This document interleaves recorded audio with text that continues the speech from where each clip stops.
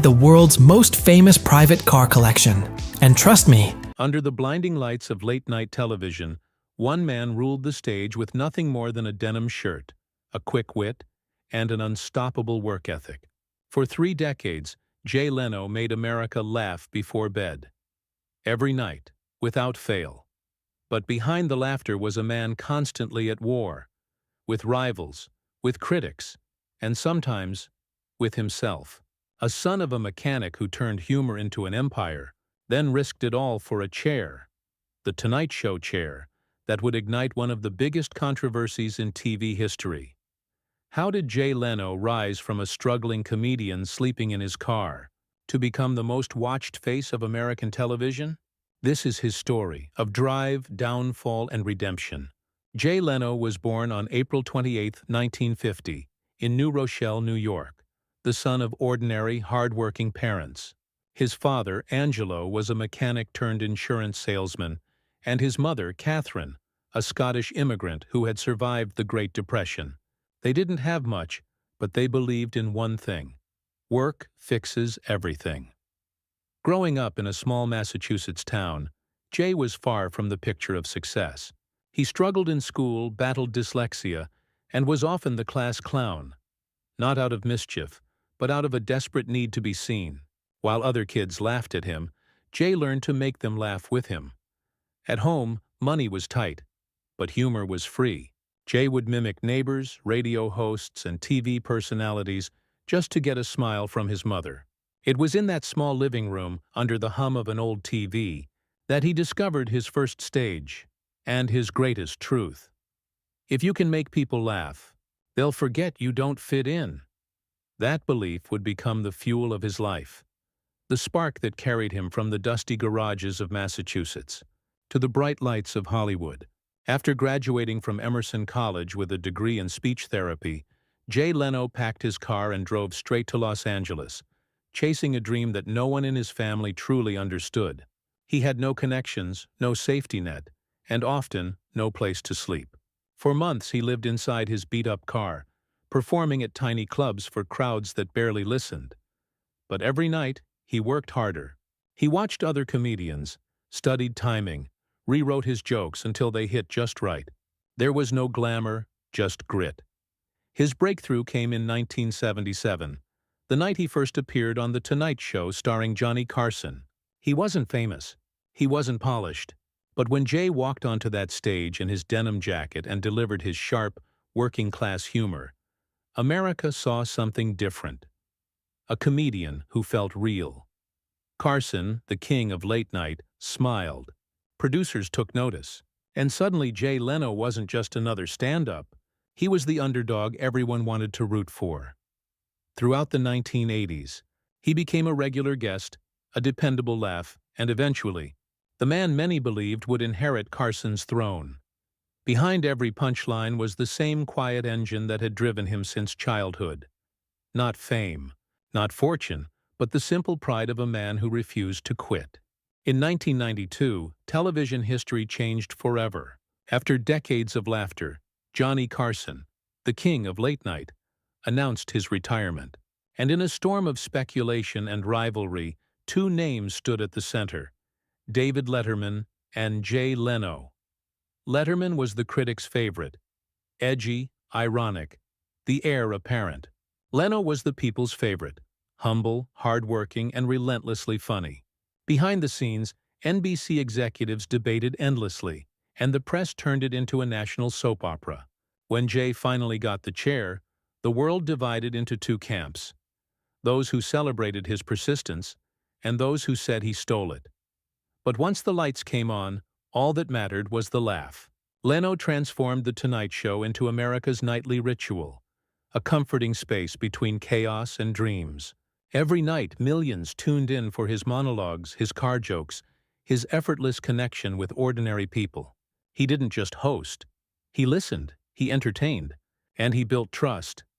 By the late 1990s, Jay Leno had surpassed Letterman in ratings, becoming the undisputed king of late-night TV.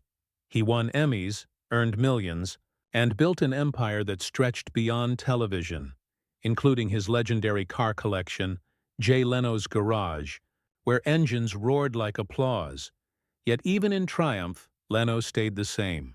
He wore the same denim shirts, the same disarming grin, and kept the same schedule. 7 days a week. No vacations, always writing, always working. He once said, "You can't rest on fame, it's rented, not owned." And that relentless drive made him more than a comedian. It made him an institution. For 2 decades, he wasn't just a talk show host. He was America's late-night heartbeat, a man whose laughter tucked the nation into bed. But even kings fall. And in Hollywood, they fall under the brightest lights. By the late 2000s, Jay Leno had hosted The Tonight Show for nearly 2 decades. He had the ratings, the fame, and the legacy.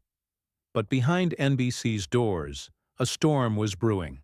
The network wanted something fresh, something younger. Enter Conan O'Brien, the red-haired prodigy of late-night comedy, promised the throne years before. In 2009, Jay was told to step down. He gave an emotional goodbye, handed the show to Conan, and walked away. Or so everyone thought. Just months later, NBC executives panicked as ratings dropped. They begged Jay to return. When he did, chaos exploded. Headlines screamed betrayal. Fans split into furious camps. Team Leno versus Team Conan. Conan's supporters accused Jay of stealing the show back, while Leno insisted he only followed the network's orders. Comedians turned on him. Ricky Gervais mocked him. Jimmy Kimmel openly ridiculed him on air. For a man who had spent his life making America laugh, Jay Leno suddenly became its villain. The once adored host now carried a shadow. Every joke, every smile, was dissected.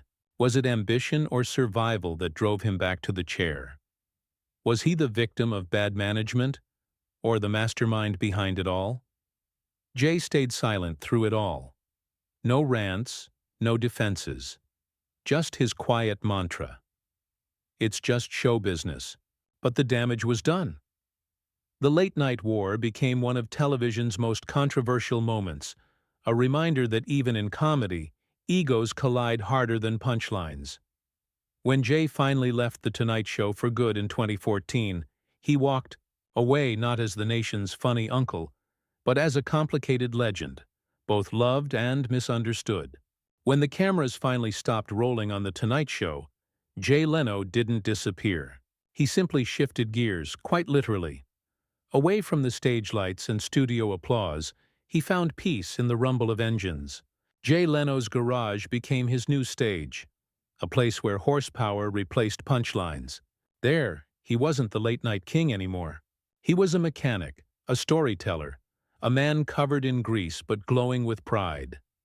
Fans who once questioned his integrity began to see him again, not as the rival of Conan or the corporate puppet of NBC, but as the same blue-collar dreamer who had built his empire from the ground up. In a world obsessed with fame, Jay chose craftsmanship.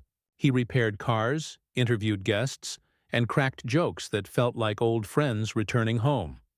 He also used his platform to support charities, mentor young comedians, and speak about resilience. "You don't retire from what you love," he once said. "You just keep doing it your way."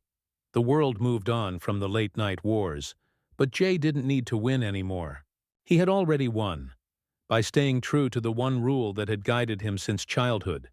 Keep working, keep laughing, and never, ever quit.